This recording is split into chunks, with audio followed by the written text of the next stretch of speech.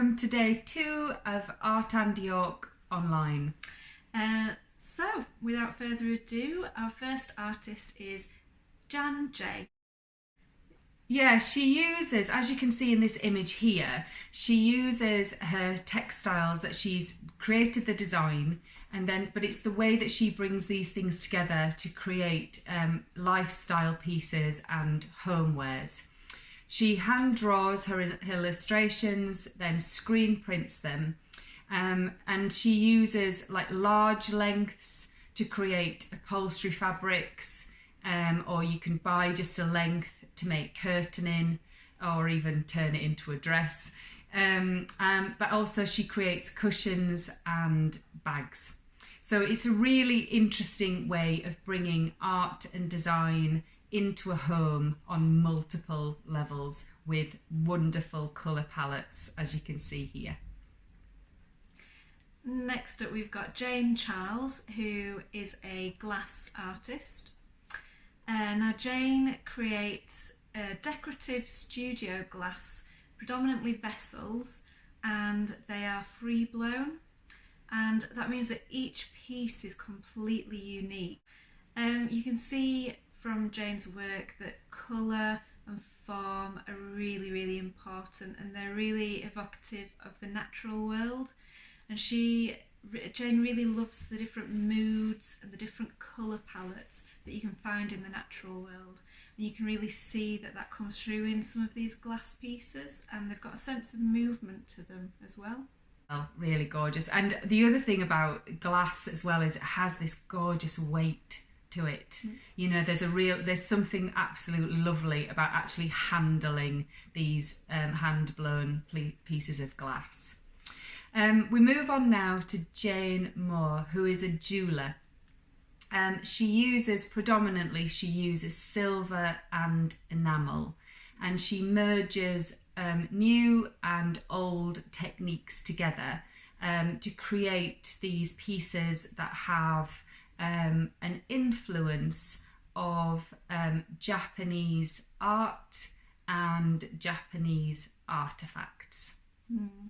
I think they've got a real beauty and simplicity to them. Absolutely. We're going to move on now to Jason Denning, who is a photographer.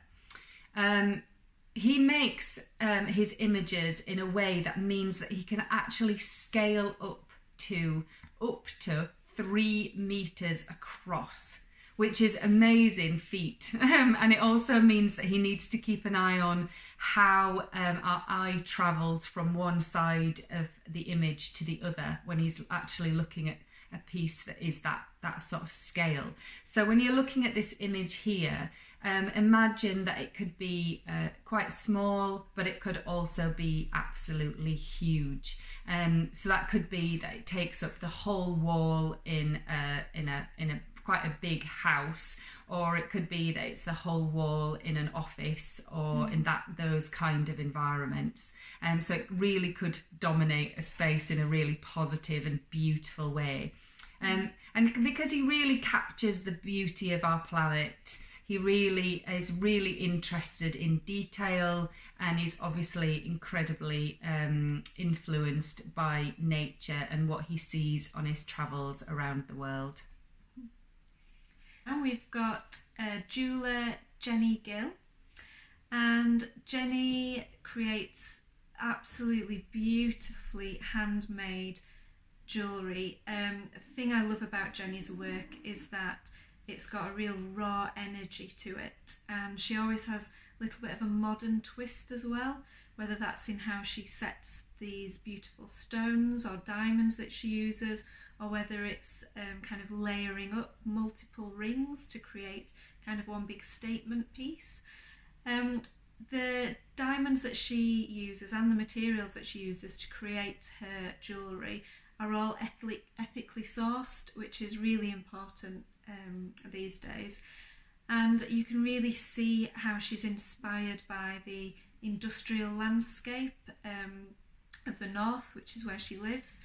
And you can see that in the she quite regularly leaves the sort of maker's marks behind, so you can tell that they are hand forged and hand welded and, you know, really handmade pieces of jewellery.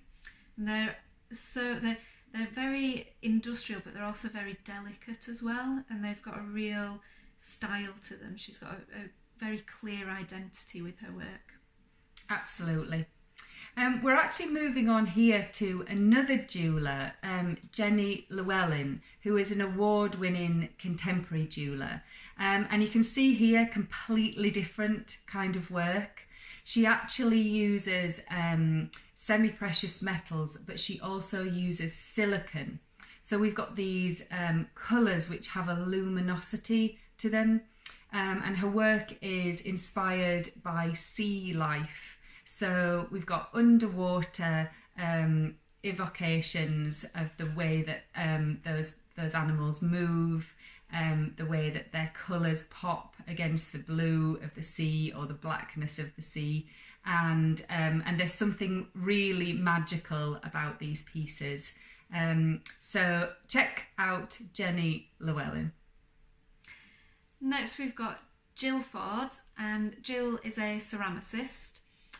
Jill creates these very contemplative vessels. They've got a real sense of volume to them. So she very regularly will create wheel thrown bowls and moon jars, and there's a real sense of them having an interior and what they might hold.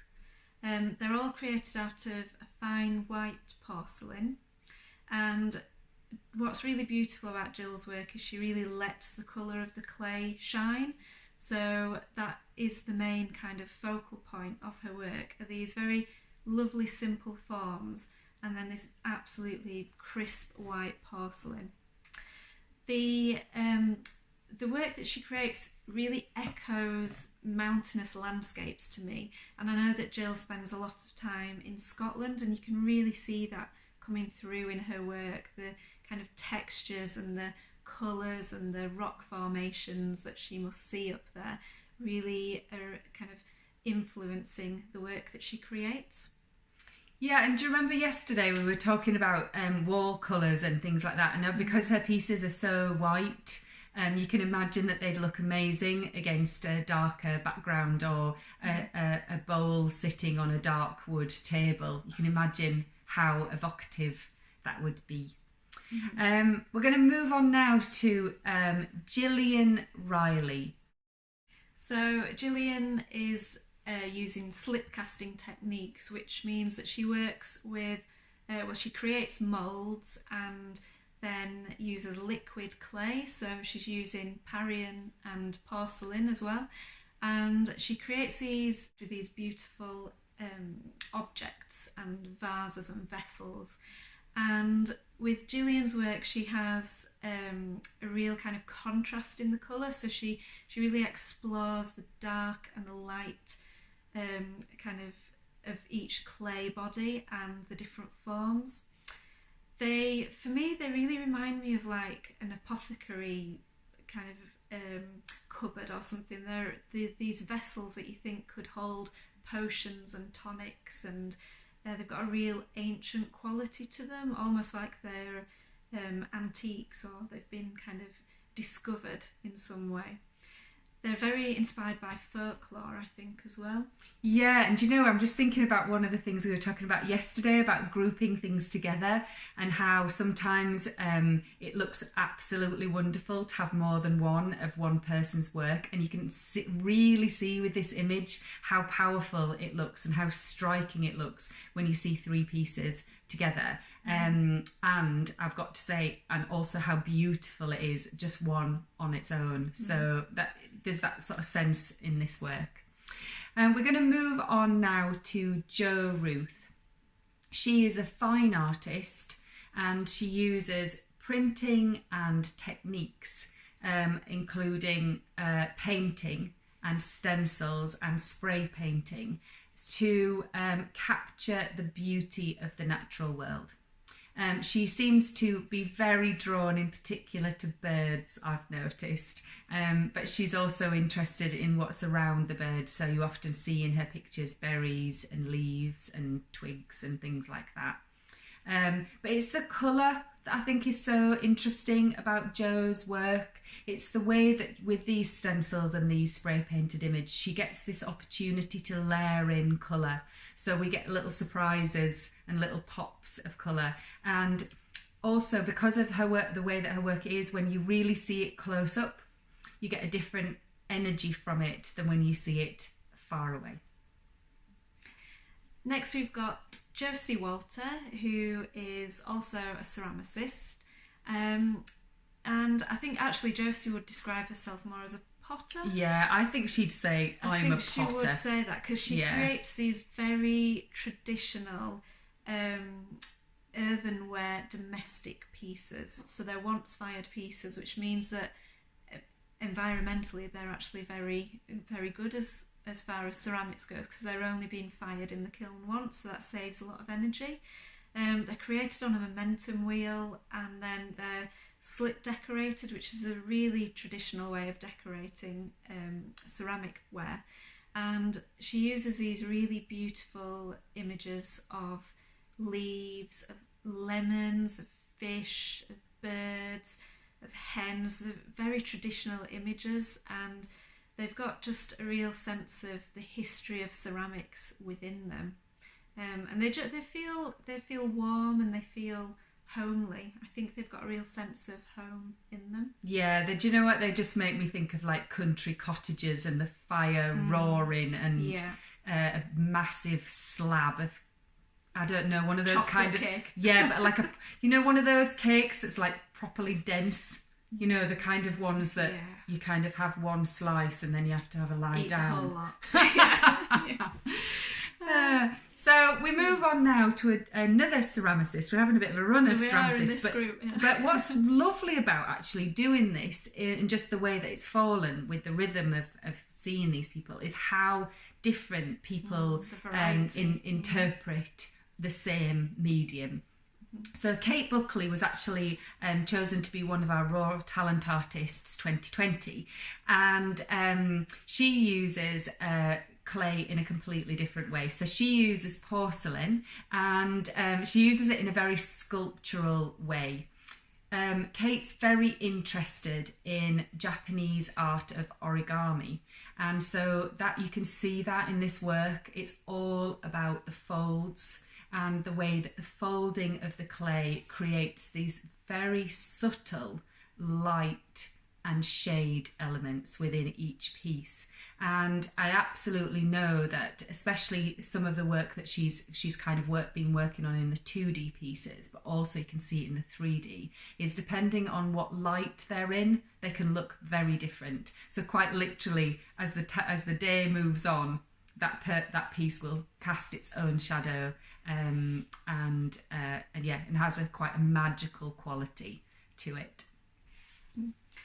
And last but not least, that brings us nicely to Kate Jury, who is also a Raw Talent Artist 2020, and she is a textile artist. And Kate creates these beautiful handcrafted lengths of fabric, which she then makes into different homewares. So they might be cushions or lampshades, and they're all inspired by botanical plant forms. And she layers all these images and these marks and these forms and these lines in multiple screen prints, which means that she creates a real depth to her textile designs.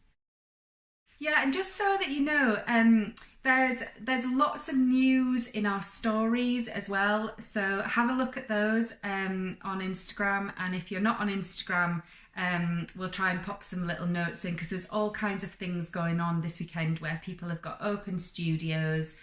Some people are having special things for sale or available in their online shops. So keep up to date, and we'll be back with video number 5 at lunchtime.